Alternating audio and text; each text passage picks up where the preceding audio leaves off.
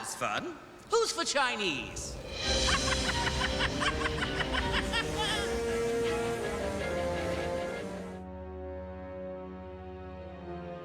I always thought you dubbed in your voice to match the actions of the drawn character, but not so. The voice becomes the structure of the performance, and the animator matches his drawings and sound and everything like that to that performance. You know the rules. There are times when I can't explain My actions even to you. Hey, that line worked great in 6th grade, but in case you hadn't noticed. We'll discuss this later. We record ensemble, which means all the actors are in the room, ideally, at the same time, so that they can not only act, but they can react, which is a big part of acting.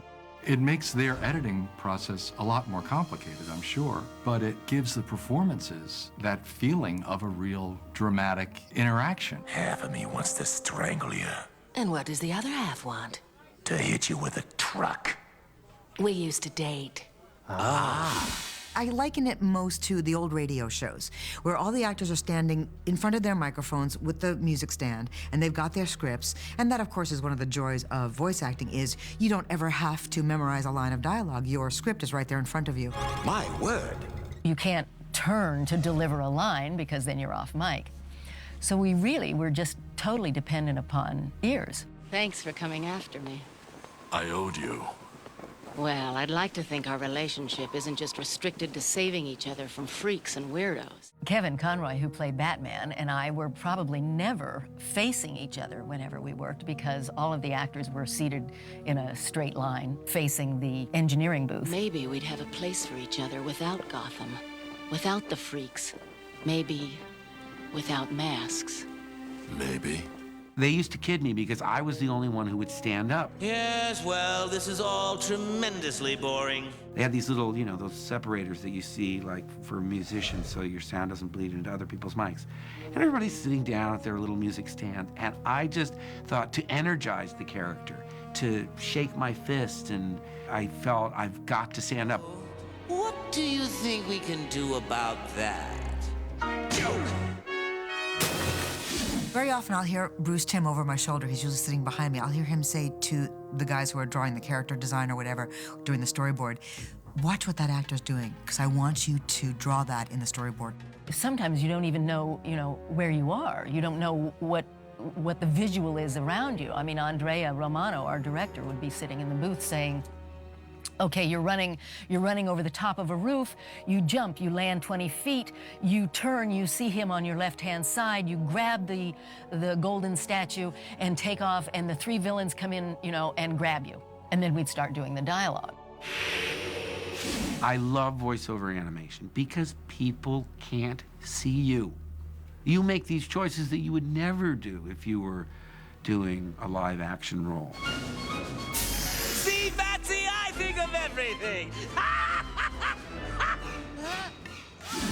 The other thing that I had no experience at and learned, sort of on the job was the special effects sounds. Catwoman lands on her feet. Well, what does that sound like? She punches somebody in the face. All of those kinds of things that it doesn't usually come up in conversation. A lot of the talent on this show had never done animation before, which was just the direction they wanted to go in terms of how dramatic they wanted to make it. It led for some really wonderful actors coming on the show. We cast a lot of actors who have what we call a voice with character. And so when we cast, for example, Bob Hastings as Commissioner Gordon, every time he opens his mouth, that's Commissioner Gordon. Listen here, you simpering little twit.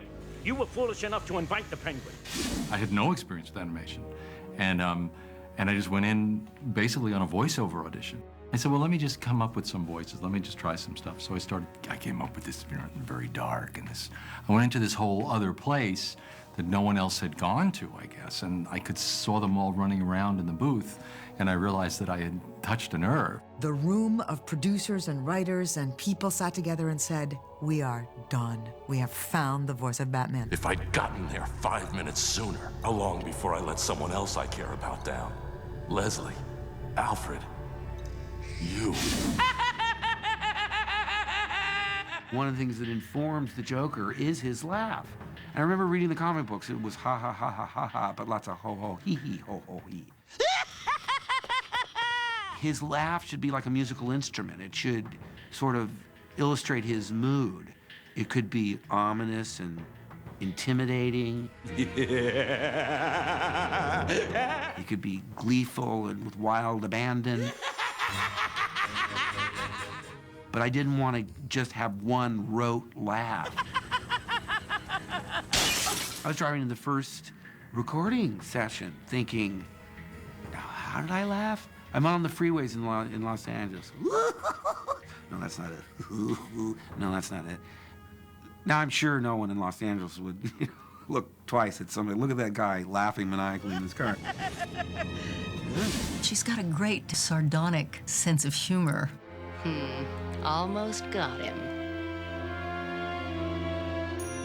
There's a, I'm sexier than you are, I guess, is what is in her voice. And I know it, and I know you know it. You were supposed to stay out of trouble. Don't tell me you're my very own private probation officer. How often would you like me to check in? Catwoman has to be pretty tough and strong. She's really, you know, level with Batman. You couldn't really have a light-voiced actress, someone who really couldn't pull it off. We needed someone whose voice had strength to it and who could actually be a true foe for Batman, as well as being sexy, and for there to be that attraction as well. You're hot.